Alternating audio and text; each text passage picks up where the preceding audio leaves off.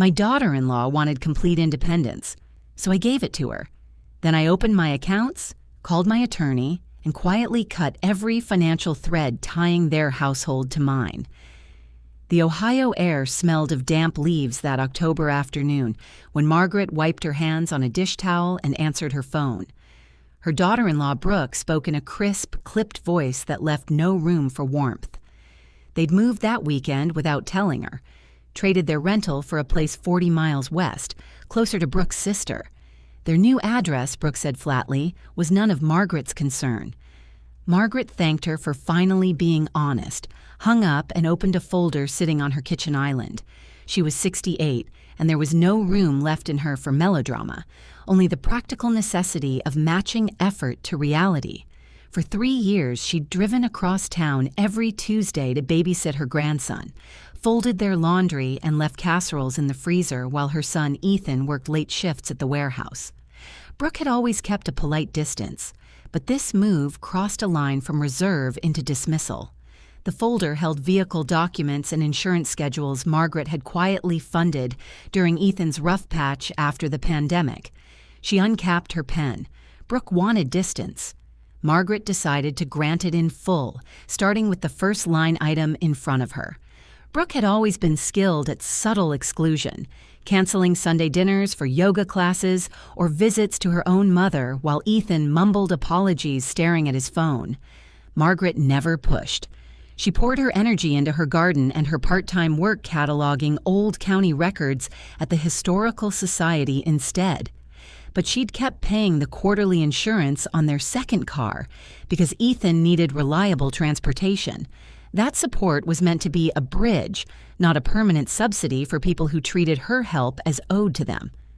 When Brooke delivered her cold declaration about the new address, it clicked into place. This wasn't moving stress. It was the final step in a long, deliberate strategy to phase Margaret out while keeping her wallet close. Tuesday morning, she changed her routine for the first time in 3 years. No slow cooker meal, no drop-off. When Ethan texted asking her to pick up milk on her way over, she replied simply, "I won't be heading that way today." No excuses, just a fact. Brooke followed up asking if Margaret could at least transfer her store loyalty points. Margaret left it unread, drove to her credit union instead, and stopped every automatic payment tied to their household. She didn't feel angry. She felt lighter, like shedding a heavy coat on the first warm day of spring. Sorting her desk that week, she found an old ledger. Every dental bill, vet bill, and emergency plumbing repair she'd quietly covered over 2 years, never once thanked. The more distant Brooke became in person, the more often Ethan called asking for money behind her back, blaming his wife's slow months. Margaret realized she'd been confusing maternal love with financial shielding. She drew a clean line through the rest of the quarter's entries. No more subsidies. If Brooke wanted a fortress of independence, she'd have to fund every brick of it herself.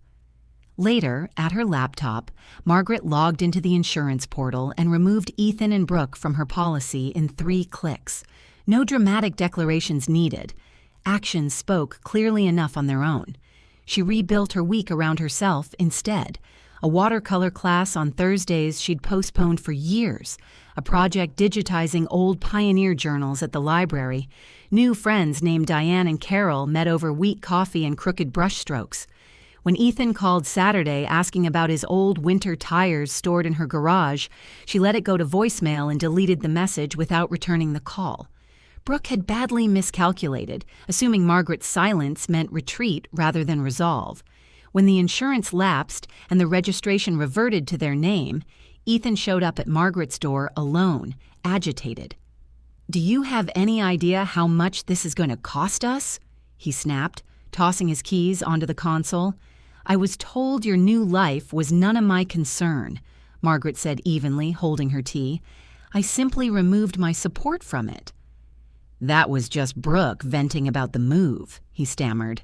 "You can't cut us off like strangers over one phone call."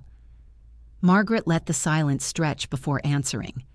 "Strangers don't pay your bills, Ethan, and family doesn't treat each other like trespassers. You chose your boundaries.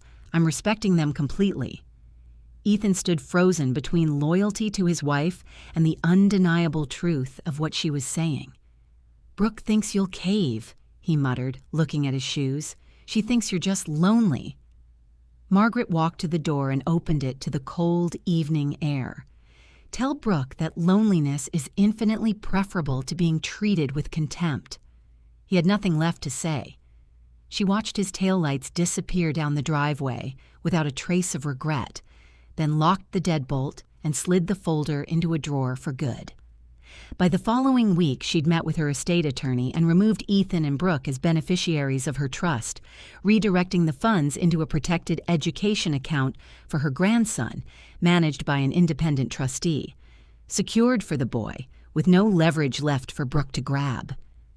That winter, sitting by her fireplace with a book on local history and a shawl a new friend had knitted her, Margaret's life had expanded well past the narrow edges of family obligation. Ethan called once more in late November asking about holiday travel money.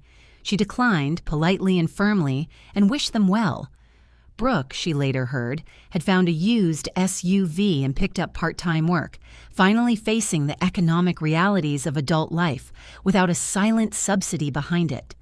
Margaret felt no anger and no pity, only the healthy distance of two households living by their own choices. She hosted a small dinner that Saturday for her new friends, laughter-filling rooms that had once echoed with the quiet effort of accommodating people who never said thank you. She raised her glass to no one in particular and to the quiet strength that had carried her there. No longer waiting on anyone's approval, simply living, finally, on her own terms.